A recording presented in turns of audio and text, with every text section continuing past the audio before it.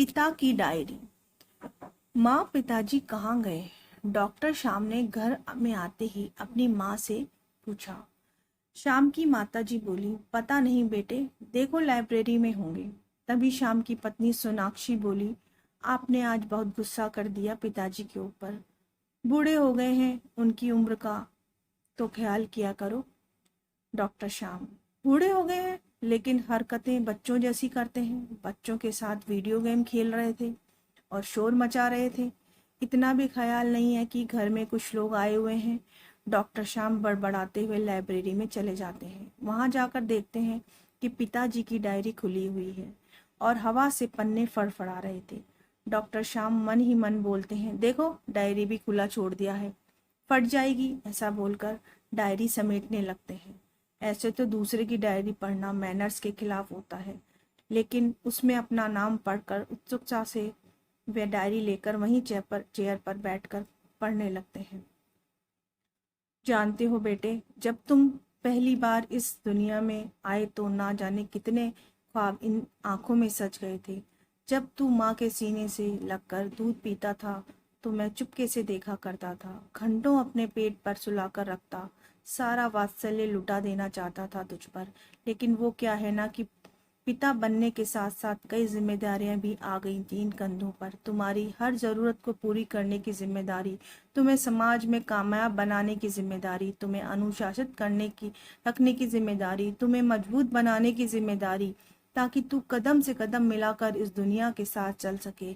इन सारी जिम्मेदारियों को निभाते निभाते एक पिता कब अपने कोमल भावनाओं के ऊपर एक कठोर आवरण ओढ़ लेता है, ये तो उसे खुद भी पता नहीं चलता। जानते हो बेटे, मुझे जलन होती थी तुम्हारी माँ से। जब तुम अपनी माँ से मीठी मीठी प्यारी प्यारी बातें करता था, मैं चुपचाप सुना करता था दूसरे कमरे से और मन ही मन खुश हुआ करता था। लेकिन डरता था तुम्हारे सामने आने से, कहीं मेरी सच्चाई तुम्हें पता न चल जाए। उस दिन जब तुम्हें चोट लगी थी, घुटने में से खून बह रहा था, भागकर तेरी माँ दवा लेकर आई और रोते हुए उस दवा पर दवा लगा रही थी। मैं भी भागकर आया था, लेकिन तुझे देखकर अपना सर घुमा लिया था मैंने। तुम्हें लगा था मुझे तकलीफ नहीं हुई, ऐसा नहीं था मेरा बच्चा, मुझे तकलीफ हुई थी। तू तो मेरे कलेजे का टुकड़ा है और चोट मेरे कलेजे को लगी थी। आंखों में आंसू आ गए थे मेरे, कहीं तू मेरे आंसू देख ना ले, इसलिए अपना सर घुमा लिया था मैंने। क्योंकि तुझे तो अभी कई बार गिरना था, गिरकर उठना था, ऐसे कई चोटों का सामना करना था तुझे।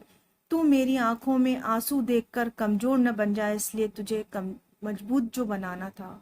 और उस दिन जिस दिन तुमसे एक एक रुपए का हिसाब मांगा था, ऐसा नहीं था अरे पागले कि मुझे तुझ पर विश्वास नहीं था, मुझे तुझ पर पूरा विश्वास था। अब तभी तो पैसे देकर बाजार भेजा था। मैं तो तुझे पैसे का मोल सिखा रहा था, तू कहीं पैसे को गलत जगह पर ना खर्च करे। मुझे फिक्र थी तुम्हारी, बस इसलिए हिसाब। और उस दिन जब दोस्तों के साथ पार्टी करने के लिए पैसे मांगे थे तूने और मैंने मना कर दिया था, फिर तेरी माँ ने तुझे पैसे दिए थे पार्टी करने के लिए, इसलिए तो तेरी माँ से कभी उन पैसों का हिसाब नहीं मांगा मैंने। फिर भी तेरी फिक्र थी मुझे कि कहीं तू दोस्तों के साथ गलत संगति में ना पड़ जाए, इसलिए तेरे पीछे पीछे गया। तू दोस्तों के साथ खूब मस्ती कर रहा था, झूम झूम कर नाच रहा था। मेरा भी मन किया आज सारे बंधन तोड़कर तेरे साथ खूब मस्ती करूं, मन भर के नाचूं गाऊं। लेकिन उस दिन भी रोक लिया मैंने खुद को।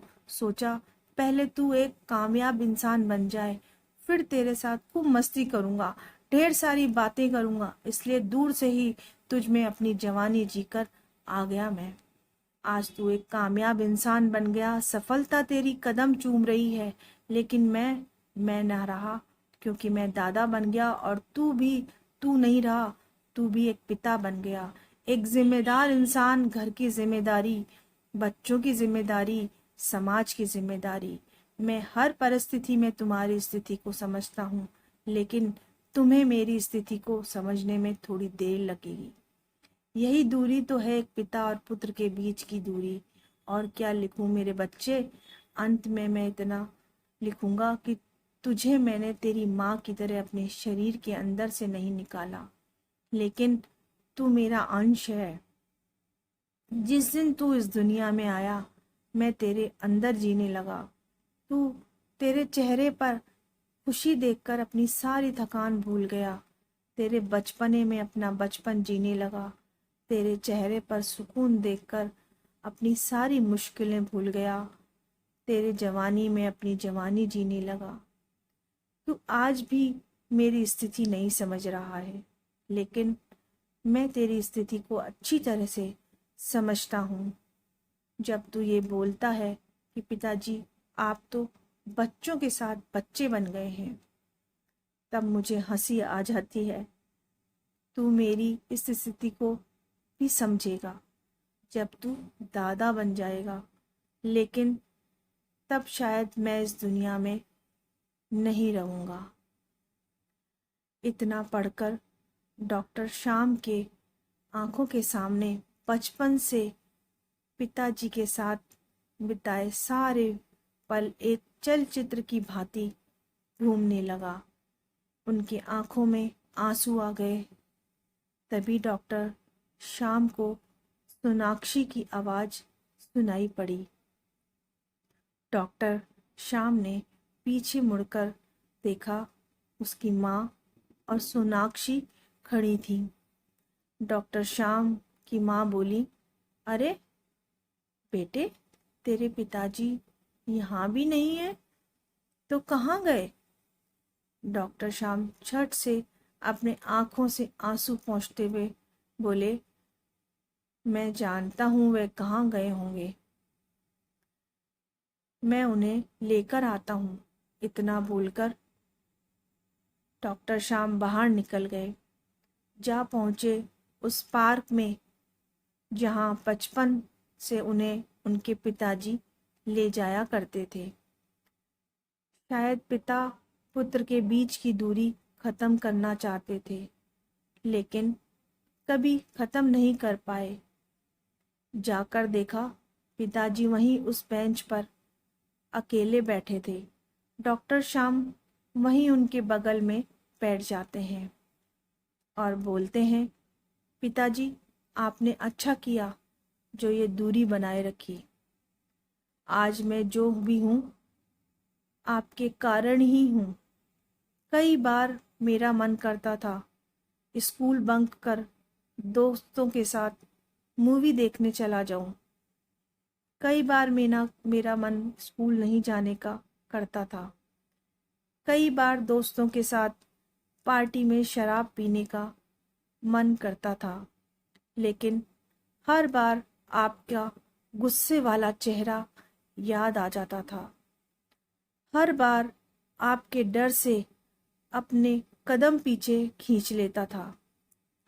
पिताजी, आप हर बार मेरा हाथ पकड़कर गलत रास्ते पर जाने से रोक देते थे।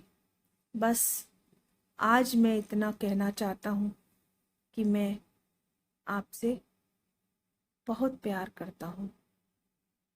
इतना बोलते बोलते डॉक्टर श्याम का गला भर आया। डॉक्टर श्याम के पिताजी डॉक्टर श्याम को से गले लगा लेते हैं। ये कहानी अच्छी लगी हो तो हमारे चैनल को सब्सक्राइब, लाइक, शेयर और कमेंट करें। आपका दिन शुभ हो। धन्यवाद।